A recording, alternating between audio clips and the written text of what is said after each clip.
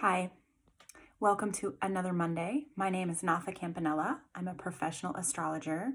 I bring you these forecasts every Monday. It is my goal to translate what is happening astrologically in ways that you can really use to help you navigate your personal life and your emotional landscape a little bit better every week. So this week we are talking about April 13th through the 19th. We begin with a tricky square of the Sun to Pluto. The Sun is so personal. It is a part of us that is our core. And Pluto asks us to look underneath the surface. But Pluto also asks us to deal with themes that are uncomfortable. Themes like power struggles, domination versus submission.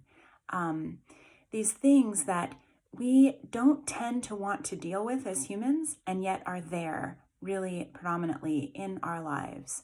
So you might find that this week brings up some places where you have a tendency to blame other people, the government, the people in your house, other people for your problems. And I encourage you to really be aware of that idea of blame, because blaming is very Plutonian in nature, and we are under such a Plutonian influence right now that it's very easy to slip into, it's their fault. That's a bad person. That's a bad government. And it's not helpful to us personally, because Pluto wants us to take responsibility for what's happening in our lives. And of course, when we take responsibility, we regain the power. So Pluto, power struggles. We want the power, or we're giving the power away. Let's take the power back by not blaming, by really looking at how we can better navigate what is happening in our lives instead of giving the other people, the other dynamics, all of the power. All right. So we also have Venus in a conjunction to Vesta.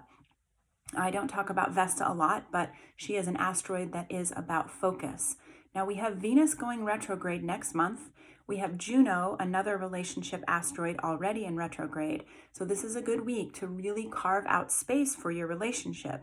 Now that can look simply like sitting back and surveying exactly what is really happening. Okay, we get really busy, we get very distracted, and our relationships are going to need some extra TLC over these next few months as we are doing retrogrades in the relationship planets. And I'll talk more about that in a few weeks.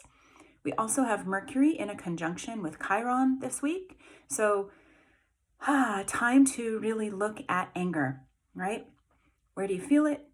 Where do you put it? What do you do with it? And this goes back to that idea of blame. A lot of us have anger. We don't even realize it.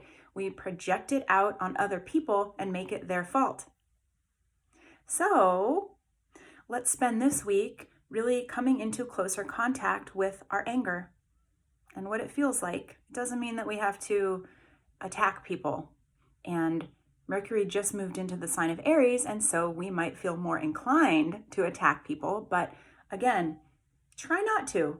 Try to just sit with the anger as it arises and see what's there. What's the quality? What does it feel like?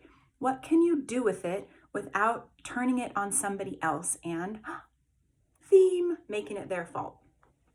All right, so the moon, and I usually don't talk about the moon because unless it's a full or a new moon, but the moon, it moves so quickly that it's like these things happen in a day, but the moon is going to be in the sign of Capricorn later this week.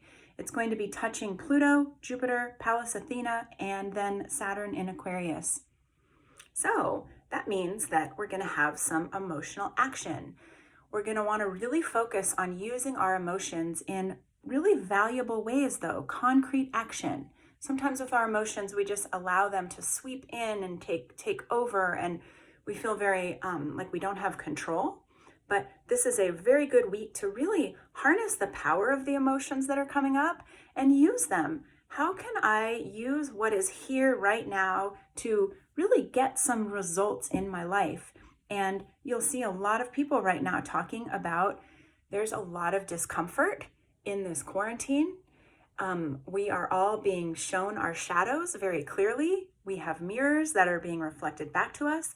But how can we really understand what our personal messaging, what it is? What are we meant to be really learning? And it's going to be unique to every single one of us. We all are pushing up against different versions of fear, different versions of anger, different triggers. So great week to really sit back and kind of empower yourself by being with what is here and working to understand it. Finally, we have Mercury, again, communication, in an opposition to Juno, and then it's also connected to that Venus Vesta. So, here's the idea of communication and of Mercury looking at the way that you're filling your time. I keep saying this, but this is such a poignant time to witness what is happening internally for yourself. And then really use what you see. So a time to bring the unconscious into more consciousness. All right, I hope you enjoyed this. I will see you next week. Share this widely and freely. And if you want to work with me privately, you can find me at nathacampanella.com. I do private astrology readings and I teach classes. All right, bye.